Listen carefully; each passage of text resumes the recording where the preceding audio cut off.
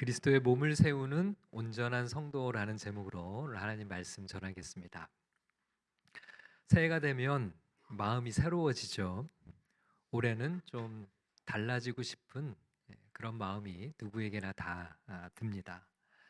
무엇보다도 올해는 신앙이 잘 자랐으면 좋겠다라고 하는 거룩한 소망도 품게 됩니다. 그리고 또 공동체를 향해서는 우리 교회가 더 건강하게 잘 성장했으면 좋겠다라고 하는 그런 마음도 갖게 되죠. 자, 그런데 우리 하나님은 새해 첫 걸음에서 오늘 말씀 속에 이렇게 우리에게 묻는 것 같습니다. 너는 교회를 그저 다니는 사람이냐? 아니면 교회를 세우는 사람이냐? 이런 교회는 그저 취미 생활을 하는 것도 아니고 또 오며 가며 가볍게 들리는 그런 곳이 아니죠. 여러분, 성경은 교회가 그리스도께서 피로 사신 그리스도의 몸이라고 말씀하고 있습니다. 그리고 우리는 바로 그 몸의 지체라고 이야기를 하고 있죠. 그렇기 때문에 우리는 새해를 시작하면서 이렇게 고백할 수 있었으면 좋겠습니다. 주님, 올해 저는 그리스도의 몸을 세우는 온전한 성도가 되기를 원합니다. 자, 오늘 본문 말씀은 11절부터 14절까지 말씀을 읽었는데요. 한 절 한 절 따라가다 보면 주님이 주님의 몸인 교회를 세워가시는 주님의 방식을 발견할 수 있어요. 교회를 세우기 위해서 주님은 직분자들을 세우셨습니다. 그리고 그 직분자들을 통해 성도를 준비시키세요. 무엇을 위해서 준비시키실까요? 교회를 세우는 일인데 바로 봉사의 일을 하고 그 봉사의 일을 통해 그리스도의 몸된 교회가 세워져 간다. 그리고 우리 온 성도들은 믿음과 알면서 그리스도를 믿음과 알면서 자라가서 그리스도의 장성한 분량에 이르기까지 충만해지는, 그래서 세상 속에서도 흔들리지 않는 믿음을 가지고 승리하는 삶을 살아가게 되는 그 비밀을 오늘 말씀 속에서 우리에게 전해 주십니다. 말씀 가운데 큰 은혜가 우리 모두에게 부어지기를 주님의 이름으로 축복합니다. 자, 첫 번째로 기억할 것은요. 직분은 그리스도께서 교회에 주신 선물이라는 말씀입니다. 여러분, 11절 말씀을 우리 다시 한번 같이 읽어보겠습니다. 시작. 그가 어떤 사람은 사도로, 어떤 사람은 선지자로, 어떤 사람은 복음 전하는 자로, 어떤 사람은 목사와 교사로 삼으셨으니. 자, 여기서요.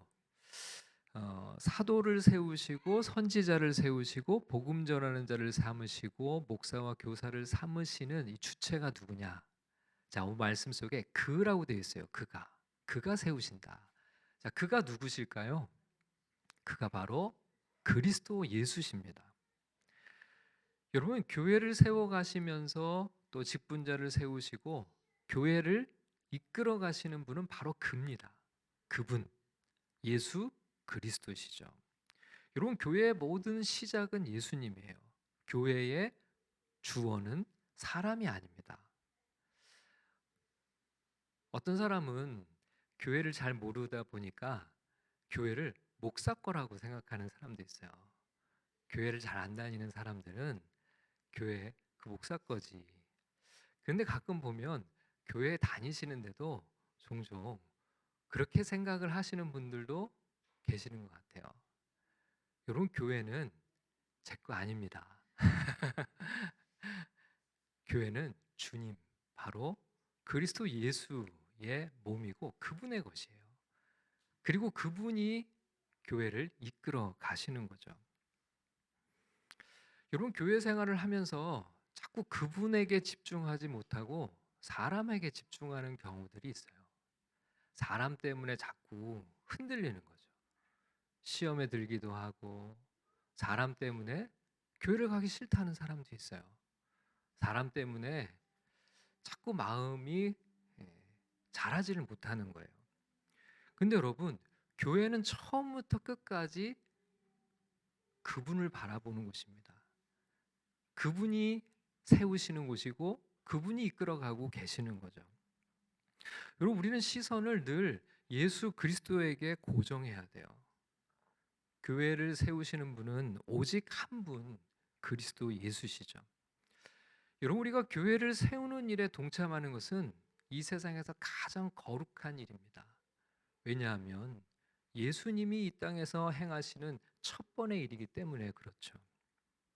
교회의 머리 대신 그리스도와 함께, 교회가 주인 대신, 교회의 주인 대신 예수님과 함께 교회의 방향을 지도하시는 그리스도와 함께 주님의 교회를 세워가는 일, 이것보다 더 귀한 일은 없는 거죠.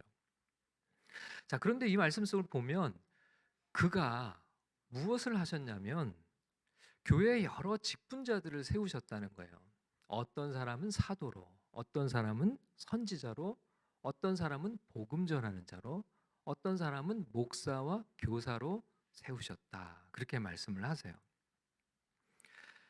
여러분, 제가 그냥 목사로 이렇게 여러분한테서 말씀을 전하는 것은 사실 그 권위가 저를 목사로 새로운 교회 세우신 예수님에게 있는 거죠. 제가 어디서 자격증 하나 따가지고 여러분들이 투표해서 저를 세운 게 아니고 오직 예수 그리스도께서 친히 그분의 권위로 주님의 직분자들을 세우셨다는 거예요. 그래서 여러분, 이 직분은 저 역시 결코 가볍게 생각해서도 안 되겠지만 우리 온 성도들도 가볍게 여겨서는 안 되는 거죠. 특별히 오늘 말씀을 보면 이 직분은 그리스도께서 교회에 주신 선물이라고 그렇게 말씀을 하세요.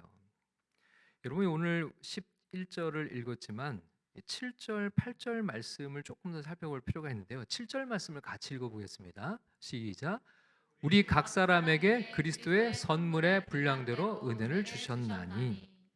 자, 여기서 먼저 그리스도의 선물의 분량대로 은혜를 주셨다라는 말씀을 먼저 7절에서 주셔요. 선물에 대한 이야기를 예수님이 이 성경이 우리에게 말씀하십니다. 그러면서 8절 말씀을 또 읽어보겠습니다. 8절 시작. 그러므로 이르기를 그가 위로 올라가실 때 사로잡혔던 자들을 사로잡으시고 그 사람들에게 선물을 주셨다 하였도다. 여기도 이제 선물에 대한 언급이 있어요. 자, 그리고 나서 그 구체적인 선물이 뭐냐라고 하는 걸 11절 말씀에서 우리에게 말씀하시는 겁니다. 그 구체적인 선물이 바로 사도, 그리고 선지자, 그리고 복음 전하는 자, 목사와 교사가 바로 예수님이 우리에게 주시는 선물이라는 그런 구체적인 예로 우리에게 말씀을 주신 겁니다. 특별히 이 8절의 말씀을 보면 이 8절이 시편 68편의 구절을 인용한 거거든요. 근데 시편 68편은 전쟁에서 승전한 왕의 귀환을 묘사하는 그런 구절이에요.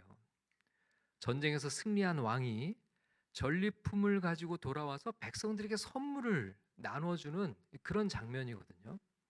근데 바울은 그 그림을 그리스도께로 가지고 와서 지금 우리에게 적용을 합니다. 예수 그리스도께서 이 땅에서 죄와 악의 권세를 이기셨어요. 십자가와 부활로 사망의 권세를 이기셨습니다. 그렇게 승리를 쟁취하시고 나서 그 승리의 결과로 우리에게 마치 전리품을 나누어 주듯이 선물을 주셨다는 거예요. 교회에 하사품을 주셨다는 겁니다. 그 하사품이 바로 여기 나와 있는 11절의 직분이들인 거죠. 여러분, 이 직분은 인간들이 고안해낸 그런 역할들이 아니에요. 세상의 여러 직업 중에 하나가 아닙니다.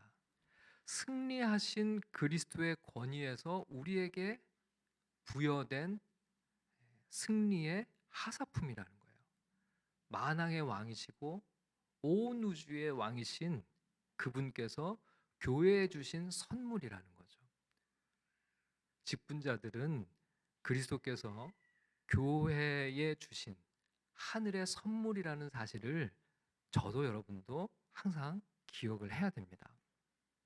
자, 11절 말씀을 보면 제일 끝에 11절 말씀 다시 한번 보여 주실까요? 제일 끝에 보면 삼으셨다 이런 표현이 있죠. 삼으셨다. 여기에 해당하는 이제 그 헬라어 동사가 에도켄이라고 하는 동사인데 주다라는 말입니다. 주다. 직역하면 그리스도께서 교회에 사도를 주시고 선지자를 주시고 복음 전하는 자를 주시고 목사와 교사를 주셨다라고 하는 그런 말씀이에요. 단순히 임명했다는 뜻이 아니라 교회의 유익을 위해 그리스도께서 사람들을 교회에 이렇게 주셨다는 그런 의미를 담고 있는 거죠. 여러분, 직분은 사람의 능력과 자격으로 세워지는 자리가 아니에요. 그래서 은사적인 직분입니다. 에베소서 4장 전체의 흐름은 은혜에서, 카리스라고 하는 헬라어죠. 은혜에서 나온 은사, 그게 카리스마인데 은혜에서, 카리스에서 은사인 카리스마로 흘러가는 거예요. 여러분, 예수님은 교회에 그분의 공급, 그분의 돌봄, 그분의 가르침, 이 복음의 은혜가 흘러가게 하는데 특별히 주님이 세우신 직분자들을 통해 흘러가게 하신다는 거죠. 자, 여기 보면요, 네 가지 직분이 소개되어 있는데 첫 번째는 사도죠. 우리가 잘 아는 예수님의 12 제자와 같은 사도들입니다. 여러분, 사도는 더 이상 이 땅에 존재하지 않는 역할이에요. 오늘도 내가 사도다라고 주장하는 사람이 있으면 그걸 이단으로 규정합니다. 오늘날도 자기가 사도라고 그렇게 주장하는 이들이 있어요. 그걸 신사도 운동이라고 표현하기도 하는데 그것은 성경적이지 않아요. 사도는 오늘날 존재하지 않습니다. 대신에 사도들이 기록한 성경이 우리에게 있어요. 그래서 신약의 성경을 우리가 잘 믿고 따르면 우리는 동일하게 우리 곁에 사도가 있는 것과 마찬가지예요. 선지자도 마찬가지죠. 선지자들의 역할도 하나님의 말씀을 우리에게 계시로 전해준 이들인데요. 역시 선지자도 오늘날 우리 곁에는 없습니다. 더 이상 성경의 시대와 같은 계시는 우리에게 있지 않아요. 유일하게 우리에게는 성경이 계시로 남아 있습니다. 그래서 성경을 우리가 가까이 하면 사도와 선지자의 전통 위에서 우리의 믿음을 세워갈 수가 있어요. 자, 그 뒤에 보면 어떤 사람은 복음 전하는 자라고 그렇게 표현이 되어 있습니다. 여러분, 복음 전하는 자는 지금도 있죠. 가장 대표적인 이들이 선교사님들을 떠올릴 수 있습니다. 여러분, 우리가 오늘 어떻게 예수님을 믿게 되었습니까? 복음을 전해주는 서양의 선교사님들이 계셨죠. 그들을 통해 우리가 복음을 받았고 예수를 믿게 되었고 이렇게 교회를 이루게 된 것이고, 오늘도 복음을 전하는 선교사님들이 온 세계 열방에 흩어져 있습니다. 그리고 사역을 하고 있죠. 자, 그리고 그 다음에 보면 어떤 사람은 목사와 교사로 삼으셨다 이렇게 되어 있습니다. 여기 목사와 교사가 사실은 정관사 하나로 묶여 있는 단어예요. 그래서 목사와 교사는 두 가지가 아니라 하나입니다. 목사는 결국 교사의 역할을 공동체 안에서 하도록 되어 있어요. 사도들과 선지자들이 전해준 복음의 진리를, 성경의 말씀을 오늘 공동체 안에서 믿음의 성도들에게 잘 전하고 가르치는 그 역할을 예수 그리스도께서 목사에게 맡기셨다라는 것이죠. 여러분, 이 모든 것은 무엇을 말씀하는 겁니까? 교회를 세워가기 위한 주님의 선물이라고 말씀을 하고 계세요. 그리고 교회는 이렇게 주님이 세우신 주님의 일꾼들을 통해 하나님의 말씀의 은혜가 우리 공동체 위에 부어질 때 교회는 건강하게 세워져 간다는 거죠. 여러분, 교회는 그리스도가 주인이십니다. 그리고 오늘도 예수님이 주님의 교회를 세워가고 계십니다. 우리가 그 사실을 잊지 말아야 됩니다. 자, 두 번째로 우리가 기억할 것은요. 온전한 성도는 준비되어 봉사하는 성도라고 하는 사실이에요. 여러분 12절 말씀을 같이 한번 읽어보겠습니다. 12절입니다. 시작. 이는 성도를 온전하게 하여 봉사의 일을 하게 하며 그리스도의 몸을 세우려 하심이라. 여러분 이 12절은요. 교회 사역의 대헌장과 같은 그런 구절이에요. 여러분 교회를 세워가는 일에 있어서 온전한 성도들의 역할을 말씀하고 있는데, 자, 이 바울의 말씀을 보면 이렇게 되어 있어요. 직분자들이 해야 될 일이 뭐냐면 성도를 온전하게 하는 일입니다. 그리고 성도들이 온전해질 때 자연스러운 열매가 뭐냐면 교회 안에서 봉사의 일을 하게 된다는 거예요. 그리고 그 봉사의 일과 사역을 통해 그리스도의 몸인 교회가 세워져 간다는 것을 말씀하고 있습니다. 이것이 주님이 교회를 세워가시는 방법이에요. 여러분 건강한 교회는 어떤 교회인가요? 몇 사람이 교회를 섬기고 대부분의 사람들은 그저 잠깐 다녀가는 곳이 아니에요. 모든 성도들이 온전하여서 함께 교회를 세워가는 그런 공동체가 정말 건강하고 주님이 기뻐하시는 교회인 거죠. 소수의 사람들만 봉사의 일을 하는 것이 아니라 모두가 함께 마치 벽돌을 한 장 한 장 쌓아가듯이 공동체에 자신의 은사를 가지고 섬길 때 우리는 온전한 성도가 되고 온전한 공동체를 이루어가게 되는 거죠. 자, 여기 구절에 성도를 온전하게 하여라는 단어를 먼저 한번 살펴보겠습니다. 여러분 이 단어의 원래 뜻이 뭐냐면 부족한 것을 보충하다, 어긋난 것을 바로잡다라고 하는 뜻을 가지고 있어요. 마태복음 4장 21절을 보면 어부들이 그물을 깁는 장면이 나오거든요. 그물을 깁는다는 것은 이제 다시 물고기를 잡으러 가기 전에 그물이 헤어진 부분들, 그물이 찢어진 부분들을 수선하는 거죠. 그래야 그물을 건져 올렸을 때 물고기가 새어나가지 않게 하는 거죠. 여기 쓰인 단어가 바로 그런 의미를 갖고 있는 겁니다. 의학적으로는 뼈가 탈골이 됐을 때 제자리에다가 이렇게 뼈를 맞추는 것, 그것도 여기 쓰인 이 단어와 같은 이 온전의 단어의 뜻이에요. 여러분 온전하다는 것은 완벽하다는 뜻이 아닙니다. 흠이 전혀 없다는 것도 아니에요. 온전은 제자리에 맞춰 놓는 것이 이 뜻의 이 단어의 본래 의미예요. 본래의 기능을 회복하는 거죠. 성도의 본래의 기능을 회복하도록 하는 겁니다. 성도의 본래의 기능은 뭐예요? 각자의 은사를 가지고 믿음의 공동체를 함께 세워가는 이 봉사의 일을 하게 하는 것. 그게 바로 이 본문이 말씀하는 온전한 성도의 모습이에요. 여러분 우리는 어떤 일들이 내게 주어질 때 저는 못합니다. 여러분 그렇게 그냥 그렇게 이야기하고 끝나면 안 되죠. 못할 수 있어요. 그런데 우리는 주님 앞에 온전하게 됨을 구해야 됩니다. 주님, 제게 힘을 주시고 능력을 주시고 저를 회복시켜 주셔서 그 역할을 감당할 수 있게 하여 주십시오. 자, 그리고 여기 보면 봉사의 일이라고 하는 단어가 나오죠. 여러분 이 봉사의 헬라어가 뭘까요? 우리가 많이 익히 들어본 단어인데요. 디아코니아라고 하는 단어죠. 원래는 식탁에서 수종드는, 시종드는 그런 봉사를 뜻하는 말이었는데 여러분 이 성경 신약 교회 안에서는 그리스도 안에서 이 말은 상당히 존귀한 말이 됐어요. 여러분 교회 안에서 모든 신령한 사역을 가리키는 단어가 바로 이 디아코니아라는 단어입니다. 그저 식당에서 봉사하는 그런 의미가 아니에요.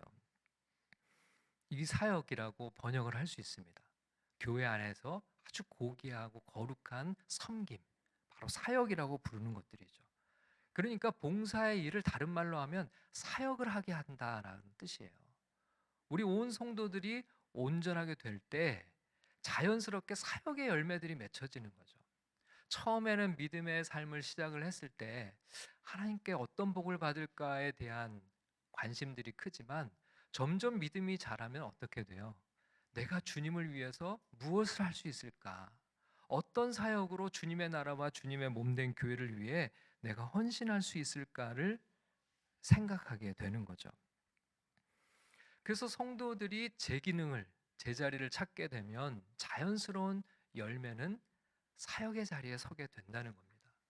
저는 우리 모든 성도들이 온전하게 되어 다 사역의 자리에서 함께 주님의 나라를, 주님의 몸된 교회를 세워갈 수 있기를 축복합니다. 자, 그 다음에 보면 그리스도의 몸을 세우려 함이다라고 하는 표현이 있죠. 여러분, 그냥 봉사의 일이라고 하는 것이 우리가 생각하는 정도의 작은 일들이 아니에요. 이 일들을 통해서 결국 이 세상에서 가장 고귀한 일, 그리스도의 몸인 교회가 이 땅에 세워져 간다는 것입니다. 여러분, 여기에 봉사일은 서로에게 조금 유익한 일이 아니라 그리스도를 위한 일입니다. 예수님이 가장 기뻐하시는 일이고, 내게 주신 은사를 가지고 사역의 자리에서 섬길 때, 공동체를 우리가 함께 세워갈 때, 여러분, 그게 바로 우리를 구원하신 예수 그리스도께 올려드리는 영광스러운 삶이고 가장 거룩하고 복된 삶임을 우리가 잊지 말아야죠.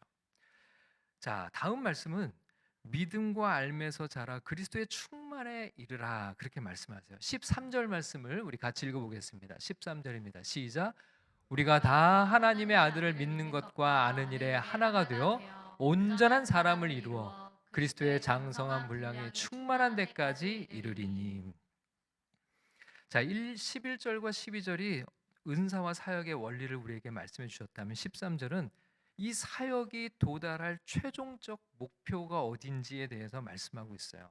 여기 보면 우리가 다, 말씀 제일 끝에 어디까지 이르른다 이렇게 말씀하고 있죠. 여러분, 교회는요 늘 제자리에 있으면 안 되죠. 우리는 지속적으로 성숙해가고 성장해 가야 됩니다.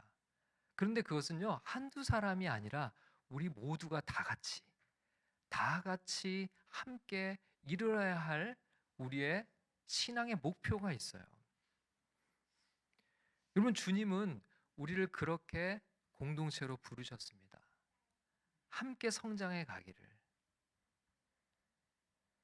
그러나 여러분, 여기 보면 앞으로 이를 것이다 그렇게 말씀을 하셨죠.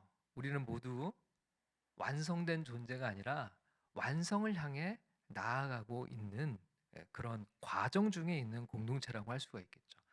자, 여기 보면 성장의 두 가지 축이 있어요. 하나님의 아들을 믿는 것과 아는 일에 성장해 가야 된다고 얘기를 합니다. 그리고 이 두 가지가 하나가 되어야 된다고 말씀해요. 믿음이 충만함과 동시에 말씀으로 충만함. 여러분, 말씀에 대한 지식은, 정보는 많이 있는데 영 믿음이 없으면 여러분 행동이 변하지 않죠. 늘 말씀을 가지고 그저 비판하거나 또 재단하는 일에만 그렇게 인생을 허비할 수 있어요. 그런데 하나님이 주시는 말씀을 뜨거운 심장을 가지고 말씀에 순종하며 살아가는 그들이 바로 하나님의 아들을 믿는 것과 아는 일에 하나가 된 이들이라고 할 수가 있겠죠. 우리 새로운 교회, 우리 온 성도들 함께 2026년은 정말 그리스도 예수 안에서 뜨거운 믿음과 그리고 그분을 알아가는 일에 우리가 온전한 사람이 되기를 소원합니다. 그런 공동체로 우리 함께 세워져 갈 수 있기를 소원합니다. 자, 마지막으로 성숙의 열매를 맺을 때, 우리가 온전한 사람이 될 때 나타나는 특징을 14절에서 소개를 합니다. 14절 말씀을 같이 읽어보겠습니다. 시작. 이는 우리가 이제부터 어린아이가 되지 아니하여 사람의 속임수와 간사한 유혹에 빠져 온갖 교훈의 풍조에 밀려 요동하지 않게 하려 함이라. 주님께서 직분자들을 세우시고 우리를 온전한 사람이 되어 그리스도의 몸을 함께 이루어가는 사역자들이 되게 하시고 예수 그리스도의 장성한 분량에 이르기까지 자라가게 하시는 이유가 무엇인가? 끝까지 이 믿음의 자리에서 흔들리지 않고 승리할 수 있게 하시기 위함이죠. 여러분, 여기 말씀을 보면 우리가 온전하지 못할 때 어떤 모습이 나타나는가 여기 나와 있죠. 어린아이 같은 신앙에서 항상 머물러 있다는 거예요. 어린아이의 신앙은 어떻습니까? 사람의 속임수에 너무 쉽게 속아 넘어가요. 간사한 유혹에 빠져서 흔들리고요. 온갖 교훈의 풍조에 밀려 요동하는 겁니다. 늘 신앙생활이 흔들리는 거죠. 그런 미성숙한 모습에 머물지 않고 온전하게 그리스도 예수의 몸된 교회를 함께 이루어가는 성숙한 믿음의 삶. 무엇에도 흔들리지 않고 오직 주님께 시선을 두고 속지도 않고 유혹에도 흔들리지 않고 교훈의 풍조에 밀려 요동하지 않고 흔들림 없이 주님의 사명으로 하나님 나라를 살아가는 성숙하고 온전한 믿음의 삶, 우리 모두 함께 살아갈 수 있기를 소원하고 축복합니다. 그런 한 해가 우리 다 되기를 주님의 이름으로 축원합니다.